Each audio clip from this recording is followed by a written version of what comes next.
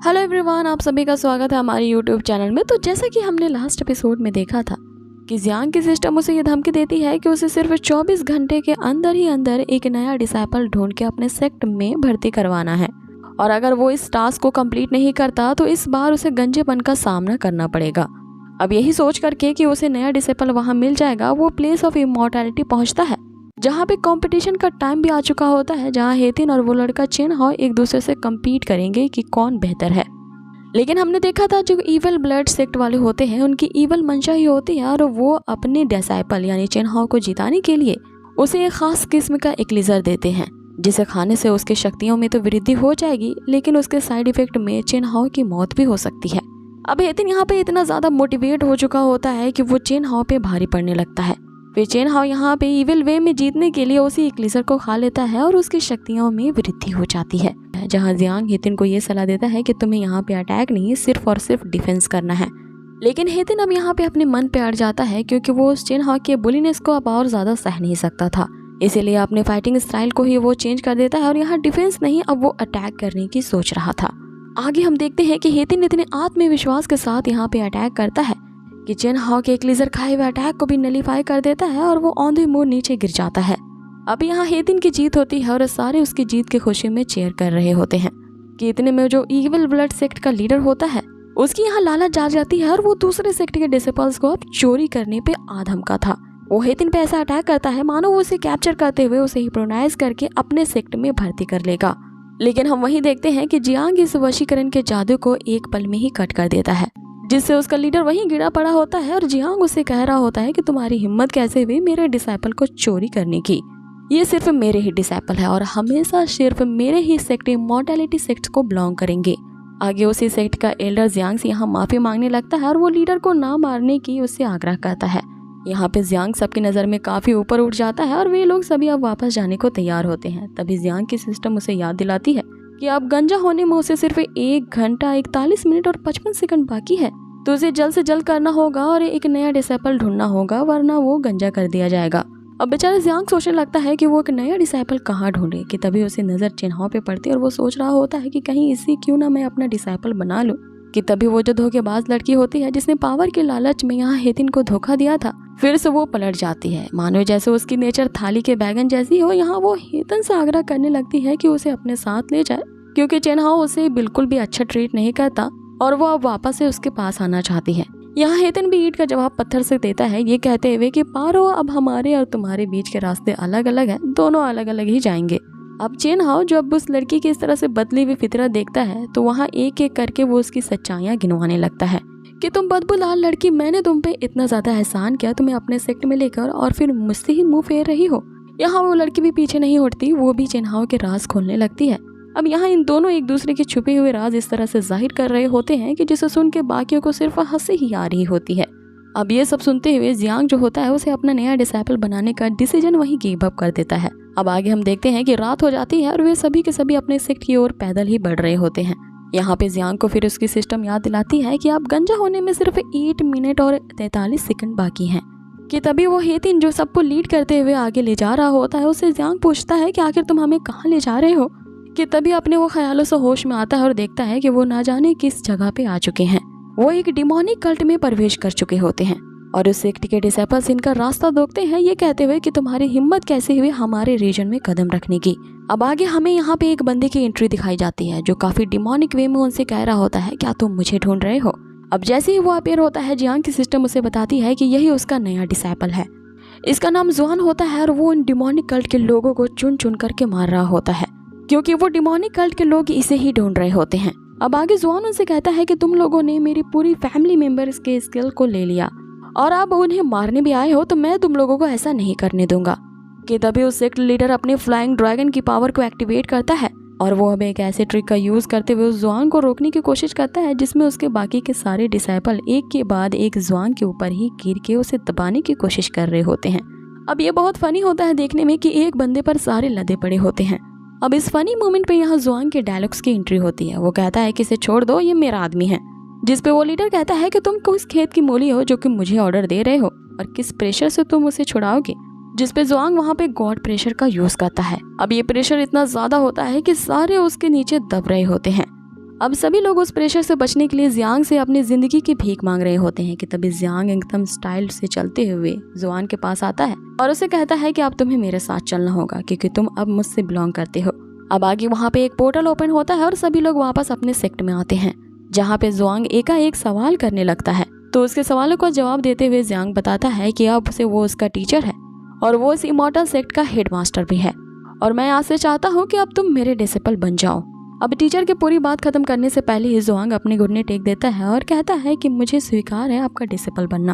अब जैसे ही वो एक्सेप्ट करता है उसका डिसाइपल बनना, सिस्टम यहाँ अपेयर होती है और जियांग को बताती है कि उसे न्यू डिसाइपल भर्ती करवाने के लिए रिवॉर्ड के तौर पर 5 मेडिटेशन रूम दिए जाते हैं। साथ ही उसके पूरे सेक्ट को एक मॉन्टिंग गार्ड का फॉर्मेशन दिया जाएगा, जिससे कोई भी ईवल शक्ति बाहर से उसके सेक्ट पे अटैक नहीं कर सकती। अब आगे जियांग जैसे ही उसकी शक्तियों को उभारने के लिए उसे टच करने जाता है, जुआंग उसके हाथों को परे करते हुए कहता है कि मुझे पसंद नहीं है कि कोई दूसरे लोग मुझे टच करें और यहाँ पे इस सेक्ट में मैं इसीलिए डिसाइपल बना हूँ क्योंकि मुझे टेम्पररी कोई जगह चाहिए होती है अपने रहने के लिए। सो बताओ कि आज से मैं कहाँ रहने वाला हूँ।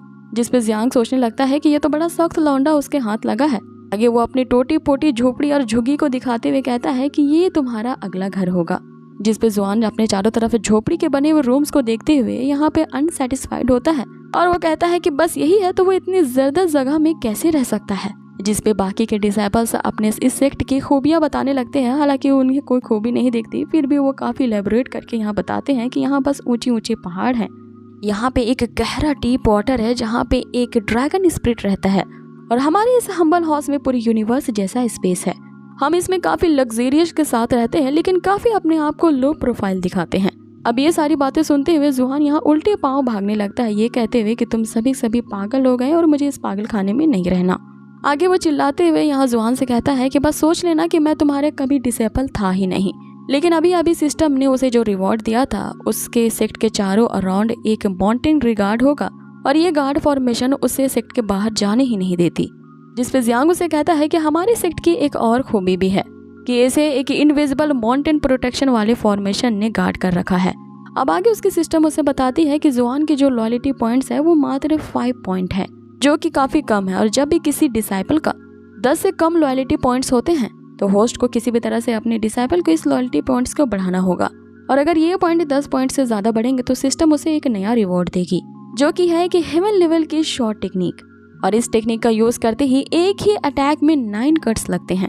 अब आगे यहाँ जियांग अपने सारे डिसाइपल्स के लॉयल्टी पॉइंट्स देख रहा होता है जो कि 100 होते हैं, लेकिन जो कि प्रिंस होता है जिसके अब भी 99 है, लेकिन वहाँ जो प्रिंस होता है उसके अब भी 99 पॉइंट्स होते हैं। वो अब भी जियांग को अपना आइडल मान रहा होता है और उसी तरह की एक्टिंग करता है। वो हर बार हमेशा अपनी पीठ घुमा के ही खड़ा रहता है।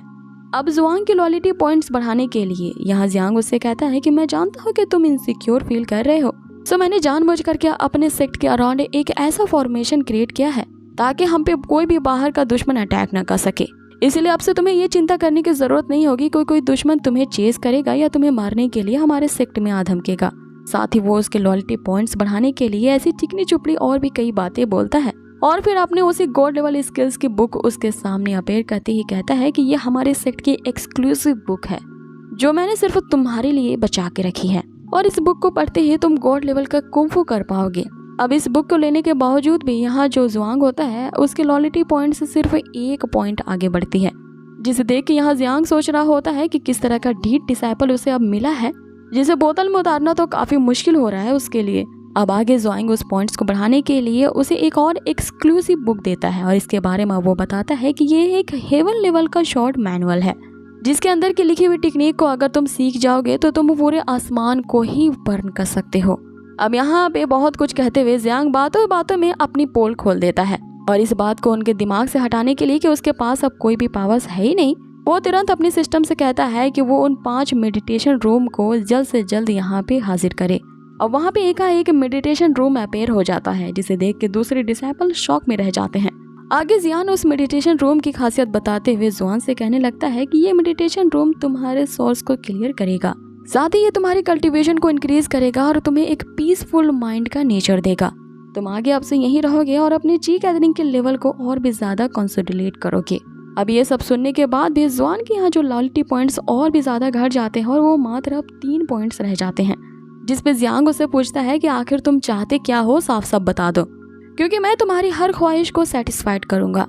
जिस पे जुआंग उससे कहता है कि मेरे कुछ ज्यादा उम्मीदें नहीं है, बस मुझे एक ऐसा घर चाहिए जो बहुत साफ सुथरा हो और उसका वेंटिलेशन काफी अच्छा हो और अंदर से काफी आलीशान हो, उसमें कई सारे आधुनिक इंस्टॉलेशन हो, काफी सारे इफेक्ट हो और एक मॉडर्न वे में स्टाइल किया गया हो। मुझे बस ऐसा ही रूम चाहिए। साथ ही उस रूम की जो छत होगी वो तारों भरी आसमान की तरह दिखती होगी, उसमें ऐसे फीचर्स होने चाहिए।